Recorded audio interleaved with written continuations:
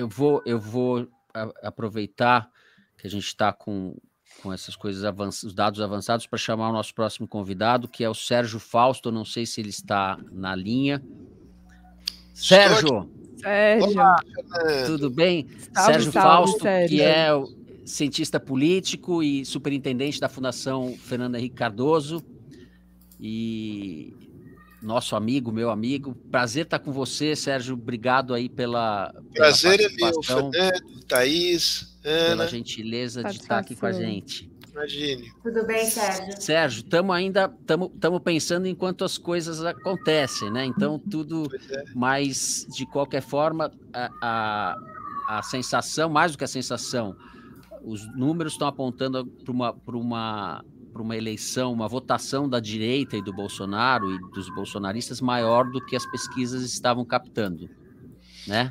Sem dúvida, a gente não pode brigar com a realidade, né, Fernando? Eu me lembrei de um título do último livro do Jairo Nicolau, que é uma análise das eleições de 2018, que é O Brasil dobrou à direita, né? O A com crase, né? E esses números revelam isso com clareza. O Bolsonaro ganhou no Centro-Oeste, vem ganhando no Centro-Oeste, já se imaginava que ele ganharia, mas a margem é maior.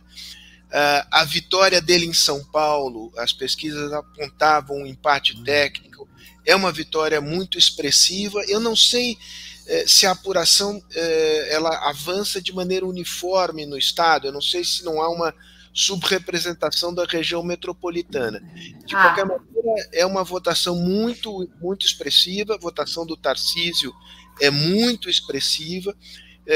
Nós vamos ter um segundo turno. O Lula vai chegar à frente no primeiro turno. O Nordeste vai entrar e vai fazer a balança pender. Mas será uma eleição no primeiro turno em torno de 5 pontos percentuais de vantagem do Lula, pouco mais, pouco menos, o que é uma vantagem bastante inferior do que se imaginava. E nós vamos ter um segundo turno realmente muito, muito, muito disputado. E, de qualquer maneira, quando nós olhamos a composição do Congresso, e as vitórias em primeiro turno nas eleições estaduais, certamente isso já antecipa um quadro em que a direita, com tonalidades fortes, para não dizer extremistas, em algum caso, mostrou força eleitoral. Sim. Maior do que se esperava, né? O Moro, por exemplo, não era favorito em nenhuma pesquisa para o Senado no Paraná. A Damares também... Está na frente do Álvaro Dias. Bem na frente. O Moro está praticamente eleito, né? No Paraná. Posso fazer uma rodada de atualizações enquanto a gente conversa? Vamos lá. O Rafael Fonteles, que a gente acabou de falar, o candidato do PT no Piauí, foi eleito governador no Piauí, segundo projeção do Datafolha. Certo. E, segundo a projeção do Datafolha, o Cláudio Castro foi reeleito governador no Rio de Janeiro também. Corroborando no primeiro turno, foi reeleito. Que corrobora isso que o Sérgio está falando, de alguma forma, uma expressão eleitoral do Bolsonaro e dos seus candidatos em colégios eleitorais importantes, como o Rio de Janeiro, no caso do Cláudio Castro. Uma vitória em primeiro turno sim, bem expressiva. O Ratinho Júnior no Paraná, governador também eleito em primeiro turno, que sempre foi alinhado do Bolsonaro. No Rio Grande do Sul, para governador, o Onyx Lorenzoni continua liderando. Vamos atualizar o Rio Grande do Sul. Está muito acirrada pelo segundo lugar entre o candidato do PT e o ex-governador. Olha, falando com franqueza, gente, é um quadro favorável ao Bolsonaro no segundo turno, quando a gente olha as eleições para governos estaduais. Não adianta tampar o sol com a peneira. Estou achando isso também. Zema, em Minas Gerais, Castro, também. No Rio de Janeiro, o Tarcísio muito bem em São Paulo. Muito bem em São Paulo. E no Rio Grande do Sul, se não passar o Eduardo Leite, passar o candidato do PT e o Onyx for disputar o segundo turno com o candidato do PT, é também uma situação muito favorável ao bolsonarismo. Eu diria que o Lula entra com vantagem numérica no segundo turno, mas se nós olharmos a dinâmica da política, a fotografia será uma fotografia favorável ao Lula, quantitativamente. Se você olhar o filme não é bom para o Lula. Não é bom. Bolsonaro. Não é bom. É bom para o Bolsonaro, né? É bom para o Bolsonaro. E a campanha vai ter um enorme desafio, Sérgio, de conseguir manter a militância e os eleitores, de modo geral, de alguma forma estimulados, né, mobilizados, enfim. Digamos, uma ressalva que eu faria ao raciocínio que eu acabei de fazer, é difícil mensurar isso, mas eu presumo que esse desempenho pouco abaixo do esperado do Lula, na verdade o que houve foi um desempenho bem acima do esperado do Bolsonaro. As pesquisas erraram aí, o que faz crer que havia um voto bolsonarista. É curioso isso, porque isso contrariou o que foi dito, mas havia um voto bolsonarista envergonhado. Ou então, essa campanha no final, digamos que foi muito pesada na área dos costumes, da religião, vídeos, fake news de que o Marcola teria feito, que isso fez uma onda conservadora no final. E de acusação de corrupção em cima do Lula, né? O Bolsonaro, para aumentar a rejeição do Lula. Coadjuvada por vários outros candidatos, o tal padre, e também Luiz Felipe Dávila, que passou a fazer uma espécie de dobradinha. Sim. Aliás, confesso que conhecendo o Luiz Felipe pessoalmente foi uma grande decepção, porque ele se tornou, ele que se diz um liberal, se tornou linha auxiliar da extrema-direita neste final. E ele que foi coordenador do plano de governo do Alckmin em 2018, né, Sérgio? Assim, o cara das propostas, entende? Lamentável. Ciro fez outro papel lamentável. É curioso que esse baixo desempenho dele, é possível inferir que parte do eleitorado dele migrou para o Bolsonaro, essa engrossada dos votos do Bolsonaro pode ter vindo daí. Mas eu quero crer que teve uma maior abstenção do eleitorado do Lula neste primeiro turno, tá certo? Isso pode ser uma espécie de reserva eleitoral a ser mobilizada no segundo turno. Agora vai ser o Fernando, que gosta de futebol, como eu. Eu não estou muito... Não está muito bom falar de futebol para mim, tio. Para usar o clichê do futebol, vai ser teste para cardíaco, porque realmente... Vai. Eu acho que... Olha... Agora, a questão da rejeição... Duas atualizações só, rapidamente, antes de vocês continuarem. O Datafolha projetou a vitória do Eumano de Freitas a governador no Ceará, o que, se for confirmado, é impressionante, porque ele se elege no primeiro turno, ele era o candidato do PT, que aparecia em terceiro durante toda a campanha. O capitão Wagner, o candidato do União Brasil... foi superado por ele agora na reta final, e você ainda tem o Roberto Cláudio, o candidato do Ciro, o candidato do PDT, que foi o que, aliás, acabou de implodir de vez a relação entre o PDT e o PT, ficaram para trás, e o Eumano de Freitas se elege governador no primeiro turno. E a segunda atualização é que o Ibanez Rocha, confirmando o que a gente já estava falando, se reelegeu governador também no Distrito Federal. Também apoiado na chapa do Bolsonaro, né? Sim. Veja, Damares se elege, Magno Malta se elege. Né? Senador Espírito Santo. Quer dizer, uma bancada da direita pura e dura, muito forte. Moro no Paraná. Provavelmente, vejam, né? Sinais pequenos, mas que começaram a me chamar a atenção logo no começo. Imaginava-se uma vitória por larga margem já em primeiro turno do Casagrande, governador do Espírito Santo. Não se deu, e o candidato do PL, olha, teve 38% dos votos. Tem uma fotografia curiosa, que é uma fotografia que no fundo repete os mapas anteriores a 2018, né? vamos só para a associação de cores, é uma coisa, enfim, um pouco primária, mas ajuda, né? O vermelho e o azul, sendo que o azul lá atrás era o PSDB e agora é o bolsonarismo, né? Então, o azul é uma mancha que vem do Rio Grande do Sul, pega todo o Sudeste, deixa Minas um pouquinho de lado, que eu quero chegar lá, sobe pelo todo o Centro-Oeste, entra pelo Norte e toma todo o Norte. Você tem um grande bastião vermelho, que é o Nordeste.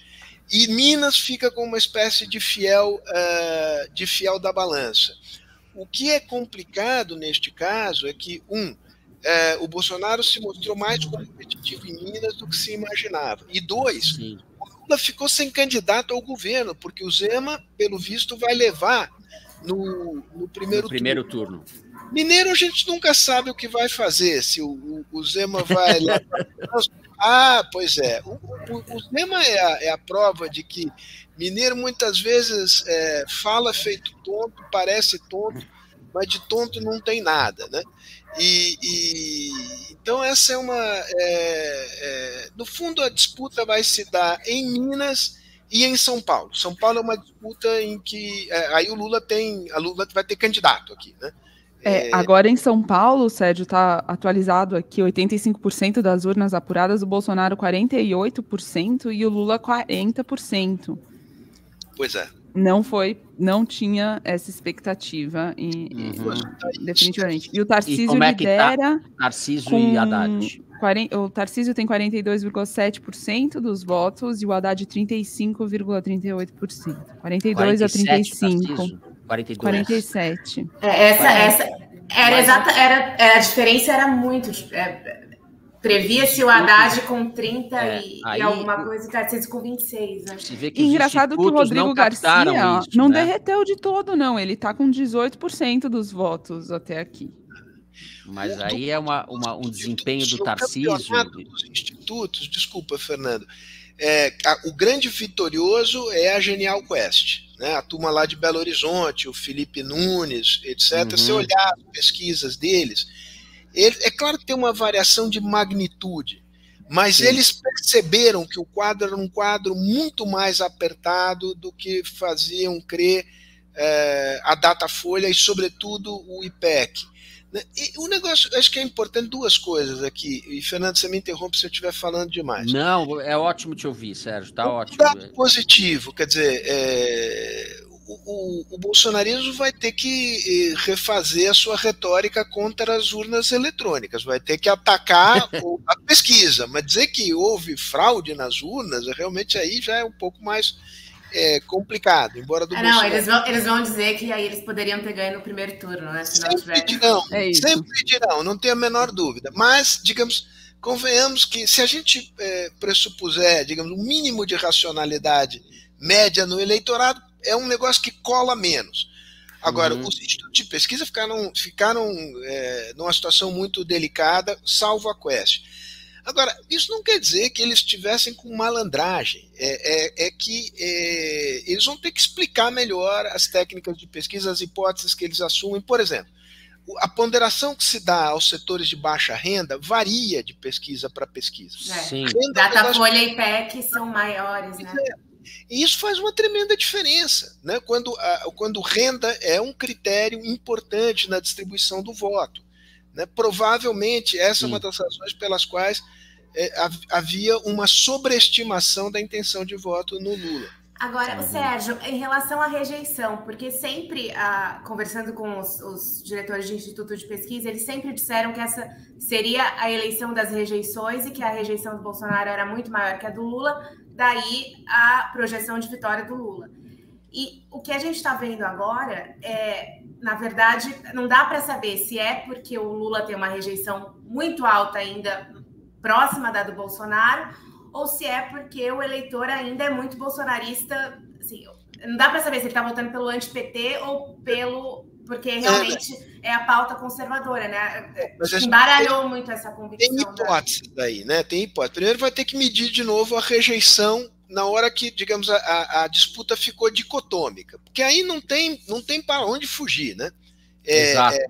aí nós vamos parar de fazer política feito clube literário, né? Quer dizer, essa coisa de junta meia dúzia de pessoas, faz uma candidatura aí que tem 3%, 2%, 4%, é meritório, mas é clube literário. Aí você tem que dizer o que pensa, tá certo? Eu acho que, curiosamente, ao contrário, inclusive, do que o Felipe Nunes, que é um bom cientista político, que é o diretor da Quest, tem um voto enrustido bolsonarista, sim. Tá certo? Isso pode estar sobreestimando a rejeição, assim como subestimou o voto bolsonarista. Hipótese, tem que ser verificado. E eu acho que o antipetismo foi reavivado ao longo da campanha, e em particular nesse trecho final. A história do padre acho que acabou funcionando de alguma maneira, e Ciro Gomes, em menor medida Luiz Felipe Dávila, mas em particular Ciro Gomes fez um papel coadjuvante importante em favor do Bolsonaro. Tem uma história muito curiosa vocês não devem... Isso é coisa de gente maluca que fica acompanhando política latino-americana do detalhe. Mas na eleição de 58 no Chile, surgiu um candidato independente, Antônio Zamora. E o Antônio Zamora era el cura de Catapilco. Ele era um político padre de um pequeno povoado. Sérgio está falando ao coração do Fernando, nem sabe ele, que o Fernando se emociona com essa história. Ele sabe que eu gosto do Chile, ele sabe. Gente, eu não quero, eu só quero fazer uma breve atualização importante. O Moro foi eleito senador no Paraná, assim como o Deltan Dallagnol venceu para deputado. O espírito do lavajatismo ainda está aí, mas eu vou ser breve. E esse cara se lançou por um partido da esquerda católica independente, Vaticano, enfim, a ala progressista, e ele conseguiu 3, 4% dos votos e impediu, era uma eleição em um turno só, impediu a vitória do Salvador Allende, em 1958, e ganhou Jorge Alessandri, candidato conservador, por uma pequena margem. Bom, esse cura de Catapilco, que era essa figura folclórica, anos depois ressurge na política chilena como um grande apoiador do Pinochet, né, e detrator da teologia da libertação. Então eu espero, eu não quero ser maldoso, acho que o Ciro é melhor que o cura de Catapilco, né? Mas nesse caso aqui ele fez, a meu juízo, um papel lamentável. Ele não tem nenhum problema ele tentar postular candidatura e tal, mas ele acabou abraçando o discurso da extrema-direita e ajudou o Bolsonaro, quisesse ele ajudá-lo ou não. Sim, concordo inteiramente.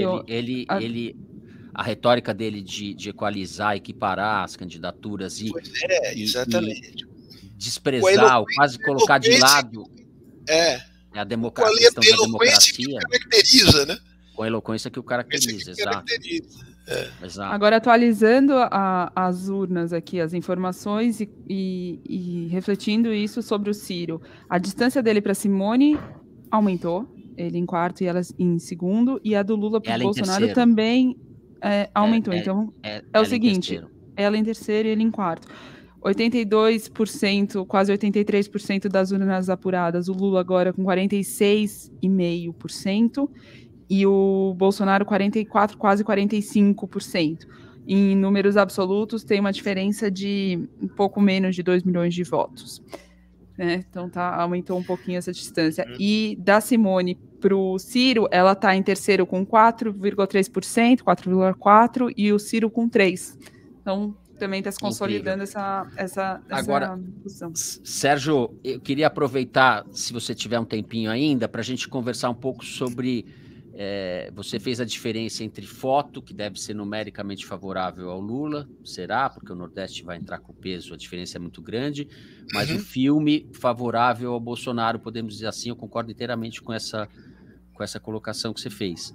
O que a gente deve esperar para o segundo turno? Vai ser um segundo turno muito complicado e o que a gente chama de campo democrático? Como definir esse campo democrático? O Ciro já é outra coisa. Enfim, que forças, que o candidato como Lula ele já fez as pontes, né? Ele fez várias pontes com a Marina, primeiro com o Alckmin como vice, que eu acho que é o gesto mais importante, mas teve apoio da Marina, apoio do Meirelles na reta final, enfim. Além disso...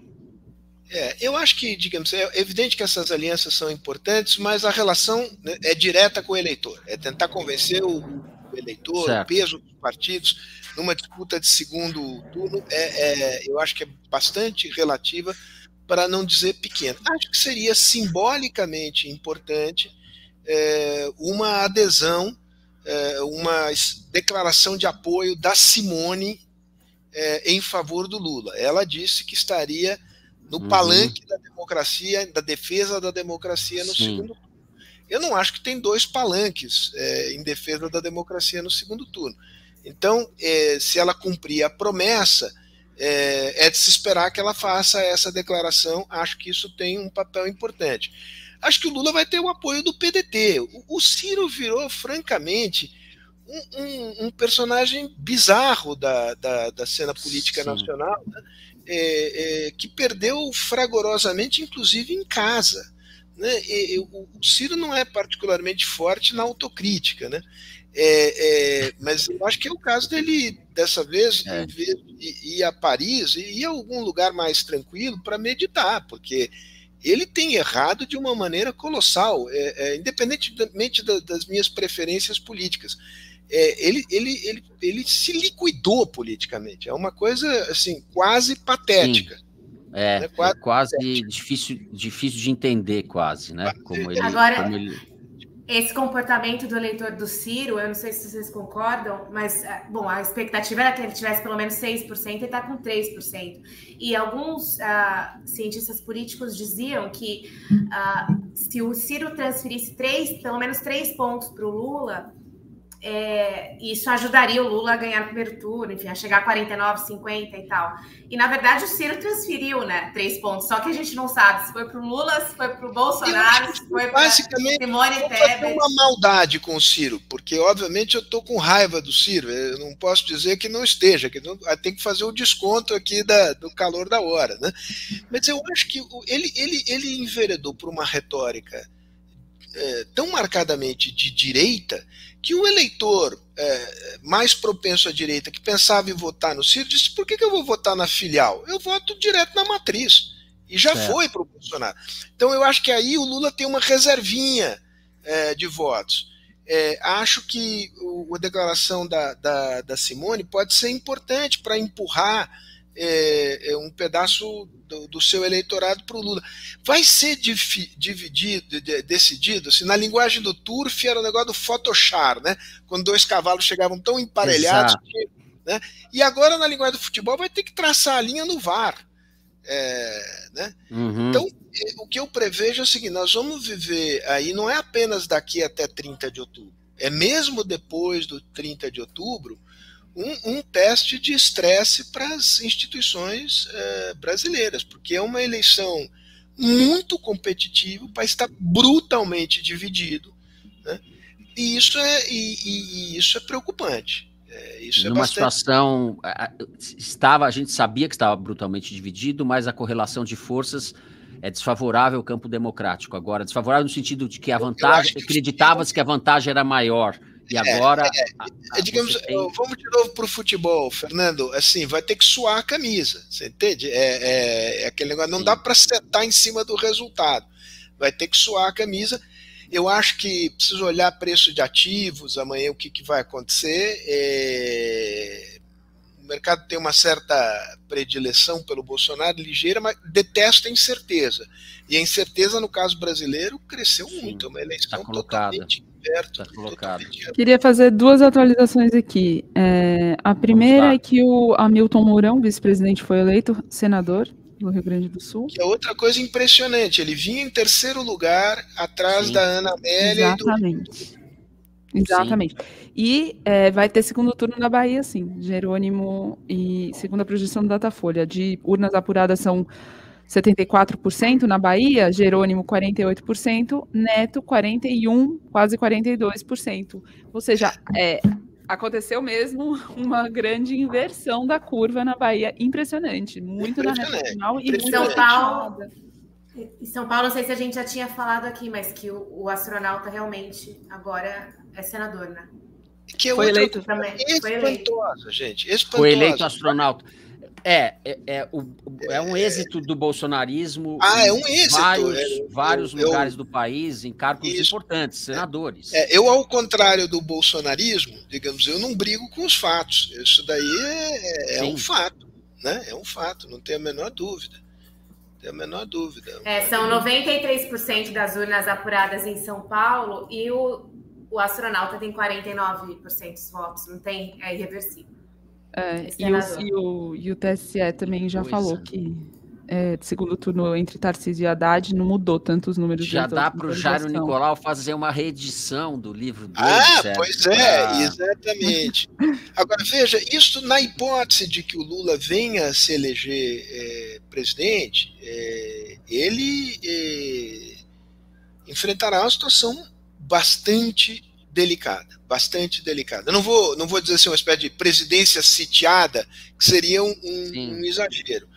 Mas é um cenário radicalmente diferente do cenário que ele viveu, sobretudo no seu segundo mandato, né?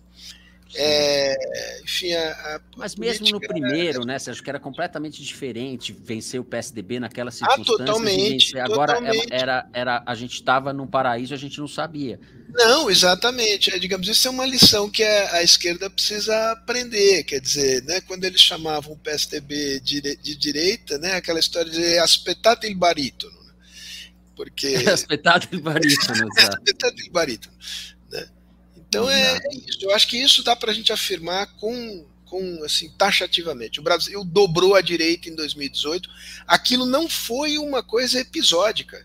Ele redobrou a aposta agora, e resta saber se na eleição da presidência da República haverá um contrapeso. E só haverá um contrapeso porque a figura do presidente Lula é uma figura que fica muito acima das divisões partidárias, de classe, é uma figura histórica, ecumênica. Como o Tarcísio uma vez usou uma frase aqui, que eram dois titãs da política brasileira.